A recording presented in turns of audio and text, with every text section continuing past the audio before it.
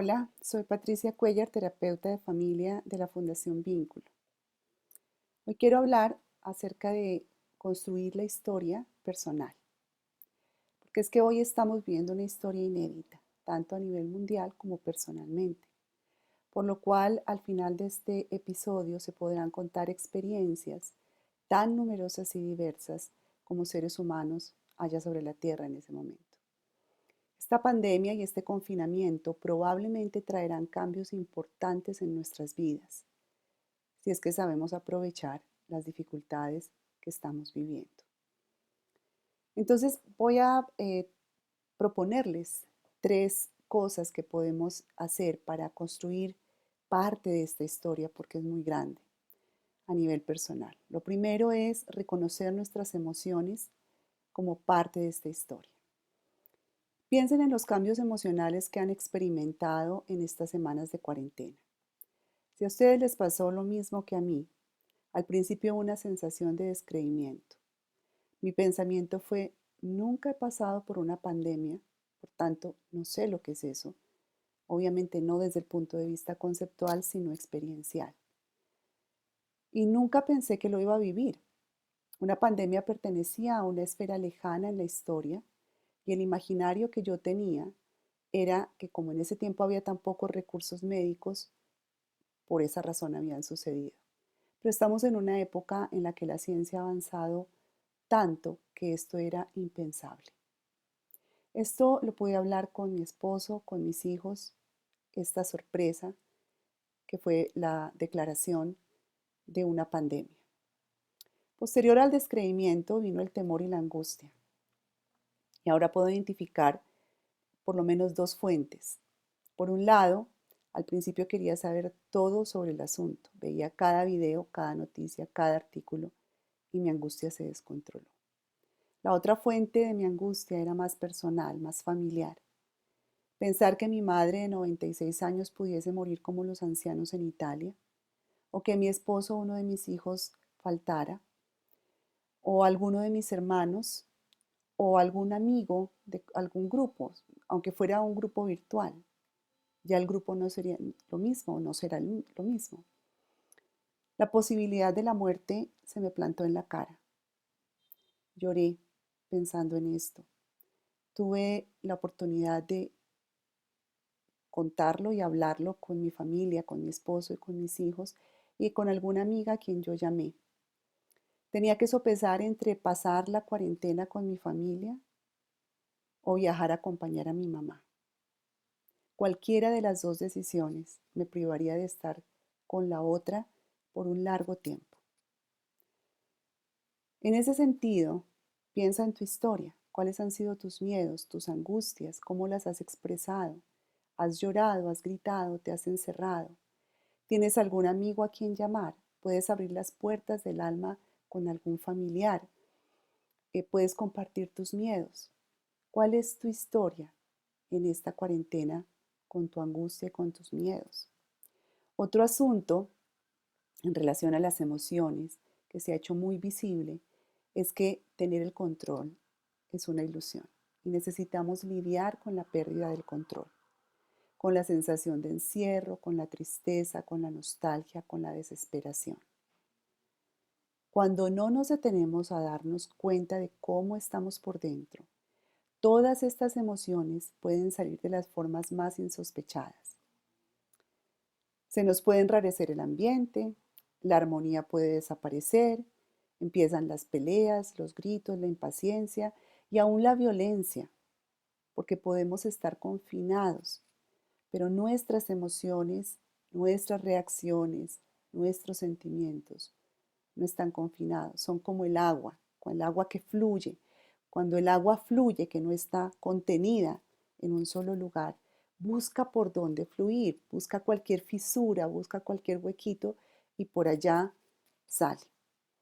Entonces no es fácil estar encerrado, pero no es ni la primera ni la última vez que la humanidad tiene que recurrir al encierro para evitar un mal peor. Recuerda que aunque hayas perdido el control de las cosas, Dios tiene el control. Hay una historia en el Evangelio de Marcos cuando los discípulos y Jesús estaban en un barco en medio de la tormenta. Aquellos estaban tan angustiados que le reclamaron a Jesús, quien estaba plácidamente dormido. Ellos asustados y con miedo, y Jesús se despierta y reprende la tormenta y ésta se calma. Entonces, en esta situación de encierro y pandemia, es mejor dejar el control a quien sí no ha perdido el control de todo esto. Si es posible, te sugiero escribir lo que está pasando dentro de ti. Tratar de generar tiempitos a solas, porque a veces estar encerrado y siempre con personas no es fácil. Si puedes, saca algún tiempo a solas. Y procuren que los tiempos en familia incluyan también cosas que les gustan. Redescubrir esas cosas que se hacen en familia, que de pronto se hacían antes.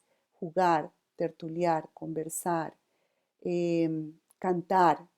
La creatividad puede ser casi infinita. Cada familia tiene sus talentos y sus habilidades. Es una oportunidad para redescubrirlas.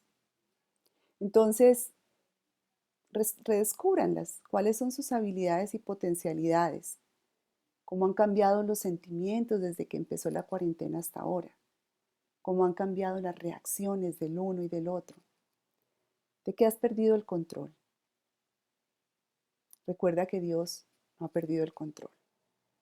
Lo segundo es mitigar la angustia y potencializar la esperanza. Para mitigar la angustia tomé la decisión de limitar las noticias y mensajes sobre la pandemia y filtrar la mayor parte de la información. Decidí que ya no iba a estar a expensas de los medios de comunicación y las redes sociales, sino procurar que fuera lo contrario, ellos a mi provecho. Me pregunto si has tenido y has podido ponerle filtros a lo que te angustia. ¿Cuál es tu historia sobre esos tópicos? Además, al confrontarme con la angustia y el miedo, me di cuenta que la fe en Dios se me había desdibujado, se estaba perdiendo en algún lugar. Los cristianos entendemos que aunque tengamos angustia, Dios es la fuente de nuestra paz y de la esperanza. Entonces no es que no tengamos estas emociones, sino que la fe es una respuesta a ellas. Y descubrí que había que volver a lo esencial, a la fe. Como ya no hay tanto que hacer afuera, esta es una oportunidad para mirar un poco adentro. Recuperar el tiempo de oración en familia y a nivel personal también, eso es clave. La palabra de Dios ha empezado a ser viva, muy viva para mí y muy eficaz en apaciguar la angustia. Me ha dado grandes enseñanzas en estos días que espero estar aprendiendo.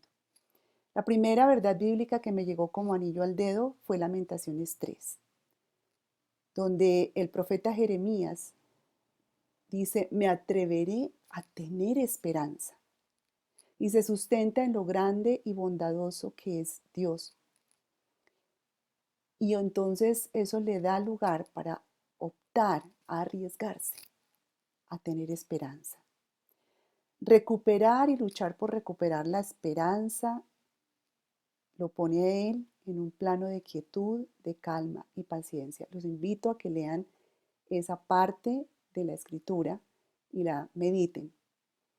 Cuando tienes que comparar cada cosa con la posibilidad de vivir, como por ejemplo te das cuenta cuáles cosas son esenciales o importantes, vamos a decir algo gracioso, la peluquería o la vida. Si salir a que te curan las canas o te hagan un corte de pelo o te arreglen la barba, te va a costar la salud o la vida, pues es obvio que lo esencial es la vida. De allí que muchos hemos empezado a apreciar las cosas sencillas de la vida. Por ejemplo, no necesito más de la mitad del ropero, probablemente. O descubrir nuevas cosas, como puedes simplificar tu vida. ¿Qué cosas te están ayudando a recuperar la esperanza? ¿Hay alguna verdad bíblica que te ha llegado al corazón ayudándote en ese sentido de recuperar la esperanza?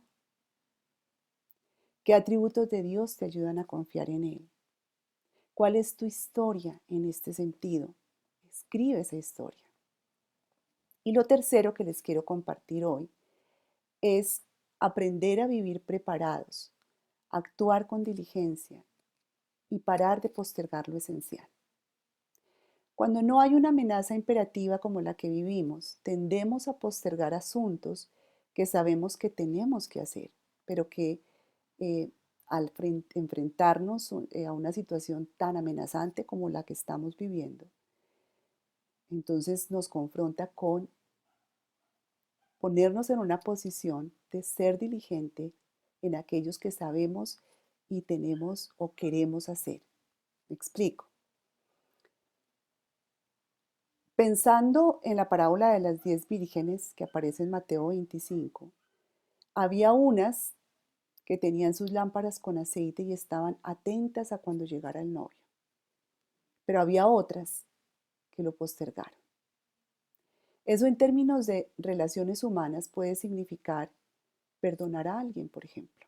Sabes que tienes que perdonar a alguien, sabes que tienes que arreglar una relación, sabes que tienes que pedir perdón, sabes que tienes que hablar con alguien con quien no hablas. Si Dios te ha dicho que hagas algo, que des, que dones, que llames, que restituyas, hazlo sin esperar. Es el tiempo de empezar a llenar nuestras lámparas con aceite y estar listos. Quizás no sabes qué es lo que Dios quiere. Entonces es posible que necesites ponerle aceite a la relación con Dios. Necesites revitalizar la oración, los tiempos de estudio de la Biblia, de lectura de la Biblia, de ayuno. ¿Cuál es tu historia acerca de postergar? ¿Cómo has revitalizado tu relación con Dios o cómo piensas hacerlo? ¿Cómo has revitalizado tu relación con otros? ¿Qué cosas vas a poner por obra? Queremos que nos cuenten sus historias. Puede ser que no hemos, obviamente en este video no hemos completado todo lo que podemos estar viviendo, pero escriban sus historias y si quieren compártanoslas. Si hay mucha dificultad para lidiar con la angustia, con las emociones, hay un video anterior sobre resiliencia, es un taller de 25 minutos. Les animo a que miren ese video, soliciten el taller por escrito, que se los vamos a pasar. Entonces, este puede ser un tiempo para resetearnos o reformatearnos, usando este lenguaje de las TIC, que es el medio por el cual nos estamos conectando ahora. De todas maneras, si te sientes inmensamente solo y no encuentras con quién hablar o cómo lidiar con estas emociones difíciles, la Fundación Vínculo tiene una línea abierta para que nos llames. Vas a encontrar en alguna parte el teléfono o la dirección donde nos puedes escribir. Muchas gracias y que Dios te bendiga.